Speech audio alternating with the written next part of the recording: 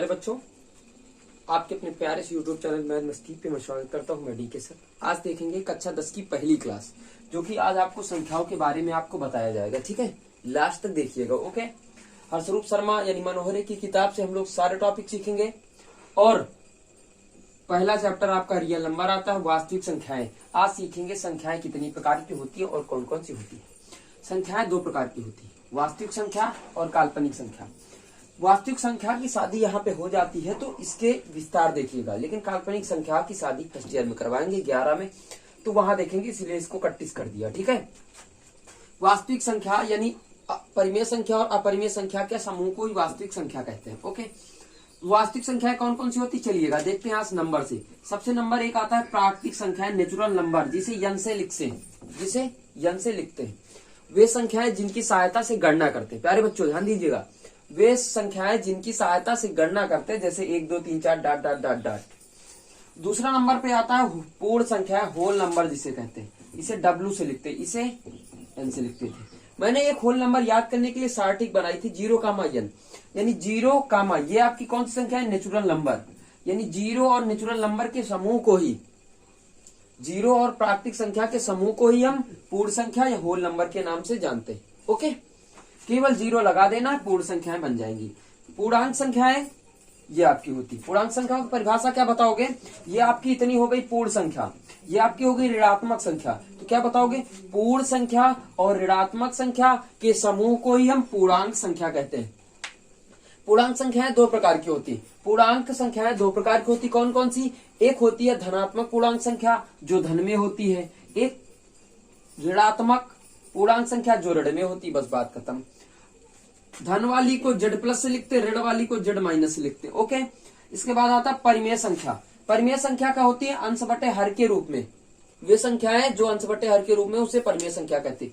ये आपको लिखा रहेगा, P/Q क्यों बोलो या अंश बटे हर, Q does not equal to 0। इसका मतलब आज समझाएंगे।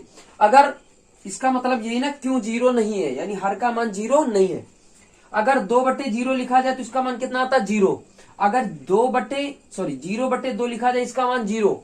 अगर 2/0 लिखा जाए तो इसका मान इन्फिनाइट आता है। अब देखो 2/0, नीचे वाला अगर 0 हो जाएगा तो कितना हो जाएगा? इन्फिनाइट। इसका मतलब परिमेय संख्या नहीं होगी।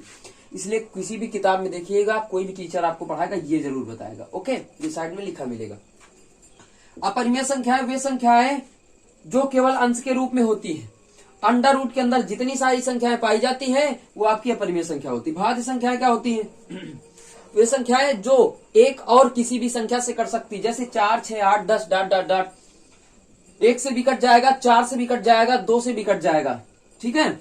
अभाज्य संख्या क्या होती है? अभाज्य संख्या वे संख्याएं जो केवल स्वयं से ही कटती।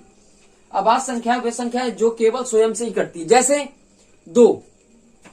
एक नहीं होगी अभाज्य संख्या। क्यों नहीं होती एक अभाज्य संख्या? क्योंकि एक के अगर गुणनखंड करेंगे तो सेम गुणनखंड आ जाते, इसलिए इसकी अभाज्य संख्या नहीं मानी जाती। 2 को किया, 2 1 कम 2, 2 गुणित 1 मिल गया आपको, तो ये देखो विभिन्न है, भिन्न है, इसलिए अभाज्य संख्या 2 आपकी मानी जाएगी। ओके, 2 मानी जाएगी तो 2 हो गया, 3 हो गया, 5 हो गया, 7 हो गया, 11 13 डॉट डॉट डॉट 97। अगर 100 तक पूछते हैं तो लास्ट वाली 97 होगी।